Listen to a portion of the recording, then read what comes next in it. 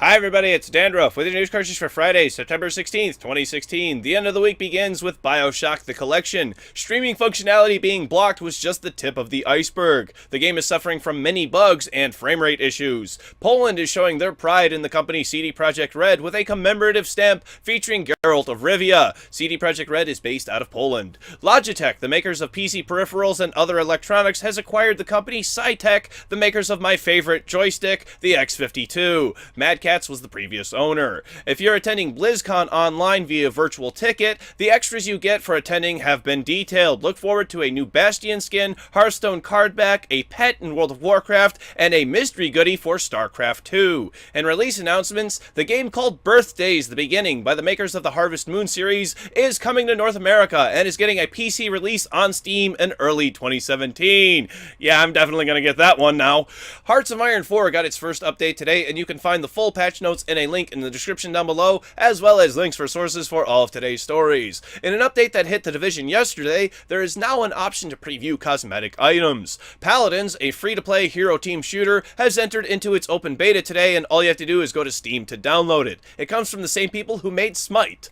Fans of horror games should be happy to know that Corpse Party is coming to Nintendo 3DS on October 25th in North America and October 26th in Europe. And finally, for teasers, the remake of Silver Case by Suda 51 is coming on October 7th, and it's the first time the game will be debuting in North America.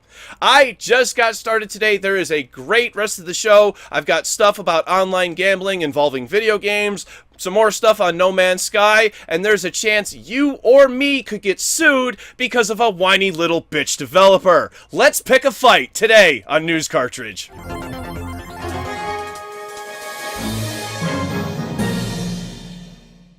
You would not believe the smile on my face when the first words I saw when I woke up this morning were digital homicide. Not only does this mean it's going to be an easy news day for me, but I got to laugh my ass off the entire time while writing this story. Lo and behold, why are digital homicide, one of the most pathetic attempts at a video game studio, back in the news?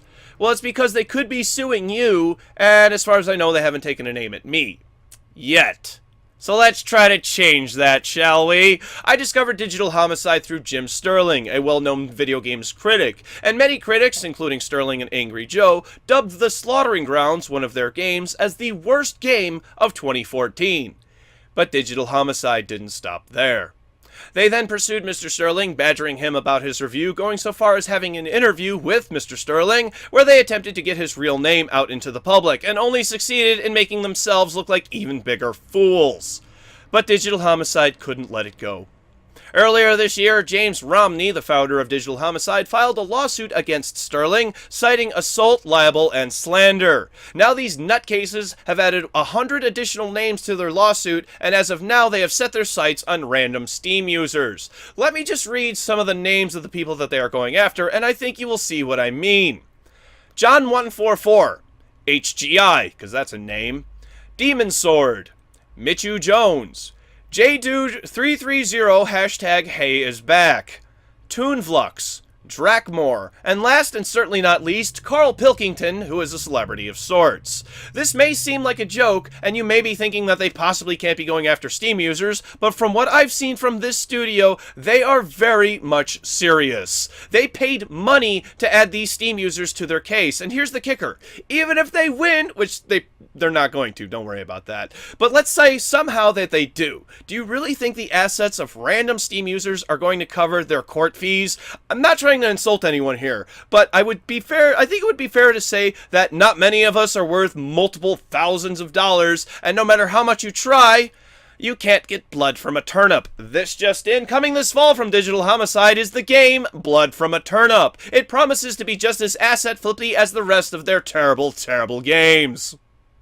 Well, that went on for a little while, and this next one makes me feel all warm and fuzzy inside, as two men have been charged with online gambling in relation to video games. Both men are charged with promoting a lottery and advertising unlawful gambling, and one of the men is charged with inviting children to gamble. Now, I want to be clear, currently there is no connection to all of the CSGO gambling incidents that happened earlier this year, hashtag scambling, but what this could do is set a precedent for people like T. Martin and FaZe Rain, who not only gambled on the sites they own, but there's some pretty decent evidence that the two were inciting children to gamble as well. Do not just sweep this one under the rug. I will continue to cover anything related to video game gambling until it is a thing of the past. And the quick spot today is Blizzard and Battle.net. In the past, Blizzard has offered the ability to change your BattleTag username only twice. They are now offering a free name change again, and this time, you're able to change your name as many times as you want.